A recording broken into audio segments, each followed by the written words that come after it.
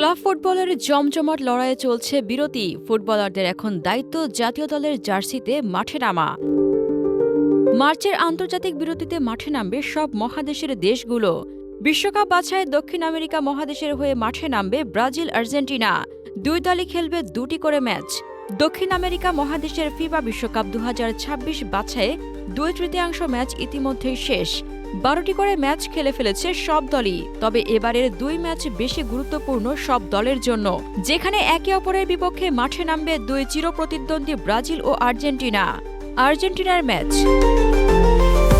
বর্তমান champion Argentina এবারের উইন্ডোতে মাঠে নামবে দক্ষিণ আমেরিকার বড় দুই প্রতিপক্ষ উরুগুয়ে ও ব্রাজিলের বিপক্ষে, যেখানে আর্জেন্টিনা দলের চোটের কারণে নেই লিওনেল মেসি ও লাউতারো মার্তিনেজ। 22 মার্চ বাংলাদেশ সময় ভোর 5:30 উরুগুয়ের বিপক্ষে প্রথম ম্যাচ খেলবে লিওনেল স্কালোনির শিশুরা।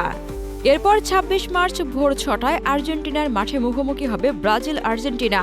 উরুগুয়ে ও ব্রাজিলকে হারাতে পারে আর্জেন্টাইনরা। তিনবারের বিশ্ব চ্যাম্পিয়নরা নিশ্চিত করে ফেলতে পারে 2026 বিশ্বকাপ খেলা। প্রথম 12 ম্যাচে 25 পয়েন্ট নিয়ে কনমেবলে আর্জেন্টিনায় শীর্ষে আছে। বাছাই পর্বে ব্রাজিল ভালো করতে পারেনি। বিশ্বকাপ বাছাই 12 ম্যাচে 18 পয়েন্ট নিয়ে 5-এ থাকা দলটি মার্চের উইন্ডোতে খেলবে কলম্বিয়া ও আর্জেন্টিনার বিপক্ষে।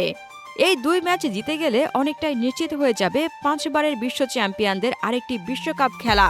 নিজেদের প্রথম ম্যাচে আগামীকাল 21 মার্চ বাংলাদেশ সময় সকাল 6:45 ঘরের মাঠে কলম্বিয়ার মুখোমুখি হবে ব্রাজিল। এরপর দ্বিতীয় ম্যাচে 26 মার্চ সকাল 6টায় আর্জেন্টিনার বিপক্ষে মাঠে নামবে ব্রাজিল।